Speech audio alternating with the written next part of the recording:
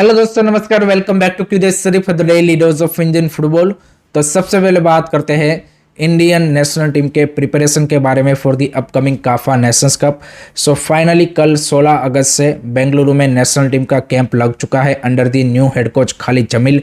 This is gonna be very very important for the preparation of CAFA Nations Cup and not only for that. उसके बाद जो हमें अक्टूबर में Singapore के सामने क्वालिफायर्स खेलने हैं, उसके पॉइंट ऑफ व्यू से भी ये काफ़ी इंपॉर्टेंट रहेगा। ऑलरेडी वी हैव सीन कि भाई खालिद जमील ने जो फर्स्ट स्क्वाड सिलेक्शन किया उसमें कई सारे सरप्राइजेस दिए हैं। Biggest one was the exclusion of Sunil Chhetri, but उसके अलावा आप देखिए कि ब्रेंडन फर्नांडिस जो कि भी एक एक्सपीरियंस प्लेयर है, पिछले कई सालों से नेशनल टीम का रेगुलर हिस्सा है, उनको भी उन्होंने लेफ्ट आउट किया है। मे बी ये रीज़न हो सकता है कि जो खालिद जमील की प्लेइंग स्टाइल है उसमें ब्रेंडन फर्नांडिस की जो प्रोफाइल है उस तरह के प्लेयर शायद फिट नहीं हो रहे हो। मतलब वो क्रिएटिव मिडफील्डर जिस तरह के हैं एंड खालिद जमील जिस तरह की फुटबॉल खिलाते हैं वो यहाँ पे उस तरह से आप बोल सकते कि मैच नहीं होते। नो डाउट सहल अब्दुल समूद ज़रूर है स्क्वाड में, लेकिन सहल एंड ब्रेंडन की भी जो प्रोफाइल है उसमें थोड़ा सा डिफरेंस है।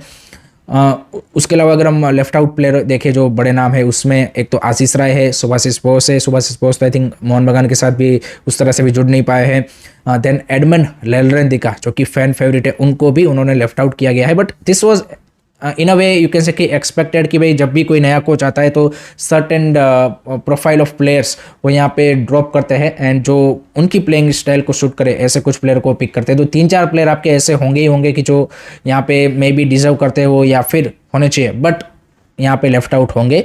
सो let's see under the Khalid Jamil CAFA Nations Cup में हमारी किस तरह से परफॉर्मेंस रहती है। एंड जब 35 के 35 प्लेयर कैंप को ज्वाइन कर लेंगे उसके बाद फाइनल स्क्वाड क्या निकल के आती है वो भी देखना इंटरेस्टिंग होगा। लेट मी नो गाइस, आपकी क्या एक्सपेक्टेशन है, आपका क्या ओपिनियन है, कमेंट सेक्शन में जरूर बताइएगा। सेकंड बात करते हैं, अगेन 11 आईएसएल क्लब ने एक और एएफएफ को लेटर लिखा है जहां पे कल 18 अगस्त को जो एएफएफ सुप्रीम कोर्ट में ओरली अपील डालने वाला है regarding this situation of MRA and उससे क्या चीज़ें इम्पेक्ट हो रही है उसके बारे में आईएसएल क्लब ने और ज़्यादा क्लेरिफिकेशन देते हुए कि भाई किस तरह से इंडियन फुटबॉल को अफेक्ट कर रहा है। एंड जो जैसे मैंने कुछ वीक पहले बोला था वही सेम चीज़ को यहाँ पे आईएसएल क्लब ने बोला है एएफएफ को कि भाई जो लास्ट हियरिंग हुई थी 26 अप्रैल को, उसमें जिस तरह से सुप्रीम कोर्ट को ये एमआरए नेगोशिएशन होल्ड करने के लिए बोला गया, बट किसी और पार्टी की ओर से, चाहे वो एएफएफ हो चाहे एफएसडीएल हो, उनकी ओर से कोई भी यहाँ पे यू कैन से कि काउंटर आर्ग्यूमेंट नहीं दिया गया कि भाई अगर ये आप एमआरए होल्ड का डिसीजन दे रहे हो तो इससे क्या चीज़ें इम्पेक्ट हो रही है। तो ये सारी चीज़ें उन्होंने लिस्ट आउट करके बोली है, जिसमें उन्होंने आईएसएल क्लब्स का शटडाउन होने का भी रिस्क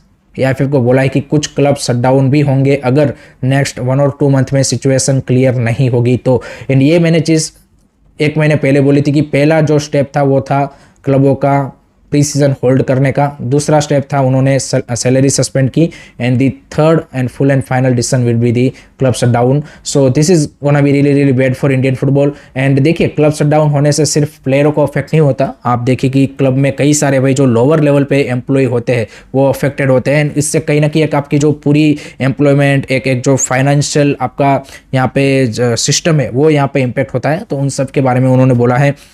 नेशनल टीम भी इम्पैक्ट होगा क्योंकि आपके प्लेयरों को अगर रेगुलर मैचेस नहीं मिलेंगे in between the international matches तो अपने आप को उस तरह से कॉम्पिटिटिव मैच खेले बिना अगर इंटरनेशनल मैचेस खेलेंगे तो उनकी परफॉर्मेंस में भी कई सारी आपको यू कैन से कि इम्पैक्ट दिखेगी। तीसरा चीज़ कि भाई आपको एएफसी का जो स्पॉट है वो भी आप लूज़ कर जाएंगे क्योंकि 24 मैचेस आपके क्लब्स को खेलना कंपलसरी है, जो न्यू रूल है एएफसी का उसके अकॉर्डिंग। सो आप देखिए आपकी सीज़न ही नहीं हो रहा है अगर, तो फिर आप वो भी स्पोर्ट लूज़ करेंगे, इंटरनेशनल लेवल पे भी आपकी यहाँ पे बेइज्जती होगी। तो ये सारे पॉइंट उन्होंने वहाँ पे रखे हैं एंड उन्होंने रिक्वेस्ट की है एएफएफ से कि भाई अगर आपको लीगल हेल्प चाहिए तो हमारी ओर से भी मिलेगी, लेकिन आप जो कल सुप्रीम कोर्ट में अपील डालने वाले हो उसमें सुप्रीम कोर्ट को ये सारी चीज़ें आपको बतानी चाहिए ताकि वो भी ये जो पूरा मैटर है उसका ग्रेविटी समझ पाए। सो देखते हैं एएफएफ किस तरह से या सुप्रीम कोर्ट के सामने अपील डालते हैं एंड देन सुप्रीम कोर्ट किस तरह से इस मैटर को पूरा हैंडल करते हैं। क्या उनका यहाँ पे जो नेक्स्ट डायरेक्शन है या फिर जो वर्डिक्ट है वो कब तक देते हैं। आपका क्या ख्याल है इसके बारे में बता दीजिएगा कमेंट सेक्शन में। उसी के साथ आप देखिए ये जो पूरा मैटर है ये तो चल ही रहा है, एंड उसी का इम्पेक्ट आपके कई सारे जो फॉरेन प्लेयर्स है वो एक के बाद एक लेफ्ट कर रहे हैं। एंड अब बेंगलुरु एफसी के इम्पोर्टेंट फॉरेन प्लेयर यहाँ पे एडगर मेंडेस, उन्होंने भी क्लब को बाय बाय बोल दिया है, बिकॉज सीजन अभी स्टार्ट नहीं हो रहा है।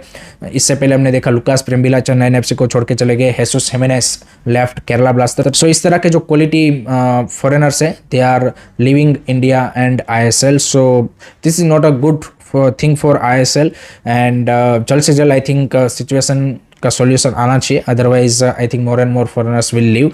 नेक्स्ट उसके बाद बात करते हैं प्रसन्नजीत चक्रवर्ती, जो कि पहले ऐसे इंडियन फुटबॉलर बन चुके हैं जो बांग्लादेश प्रीमियर लीग में एक क्लब के साथ साइन कर रहे हैं after the new rule of SAFF domestic player. As we all know कि इस सीजन से साफ प्लेयरों को डोमेस्टिक प्लेयर काउंट किया जाएगा in Bangladesh premier league. So this is good to see कि भाई कोई इंडियन प्लेयर वहाँ पे जाके खेल रहा है। एक्सपेक्टेशन ये थी कि कई सारे हमारे प्लेयर जाएंगे, बिकॉज आपके यहाँ पे लीग का कोई अभी सर्टेनिटी नहीं है। काफ़ी सारे नेपाल के जो प्लेयर्स हैं जो इंडिया में खेल रहे थे वो आप देखिए कि बांग्लादेश चले गए हैं। सो ये देखते हैं कि भाई यहाँ पे और क्या ज़्यादा इंडियन प्लेयर इस तरह की लीग में जाते हैं। That would be a good for them, but unfortunately ज़्यादा होंगे नहीं, एंड आपके टॉप प्लेयर्स तो पर्टिकुलरली नहीं जाएंगे, बिकॉज वहाँ पे जो सैलरी है वो उनको उस हिसाब से नहीं मिल पाएगी। But from the football perspective उनको जाना चाहिए। तो प्रसन्नजीत चक्रवर्ती गए हैं, देखते हैं आगे कोई और प्लेयर इस तरह का डिसीजन बनाता है, वो देखना काफ़ी इंटरेस्टिंग होगा। आपका क्या ओपिनियन है इसके बारे में, do let me know in the comment section. अब बात करते हैं भाई दुरांत कप के क्वार्टर फाइनल के बारे में। तो भाई कल खेले गए 2 क्वार्टर फाइनल में भाई फर्स्ट में शिलोंग लाजोंग एफसी ने भाई काफ़ी क्लोज मैच में 2-1 से इंडियन नेवी को हराया। इंडियन नेवी ने फर्स्ट हाफ में लीड ले लिया था, लेकिन सेकंड हाफ में शिलोंग लाजोंग ने कमबैक किया एंड 2-1 से उन्होंने विक्ट्री हासिल की। So they again I think last time भी they reached into the quarter final और सेमीफाइनल। सो सेमीफाइनल में पहुंच चुके हैं।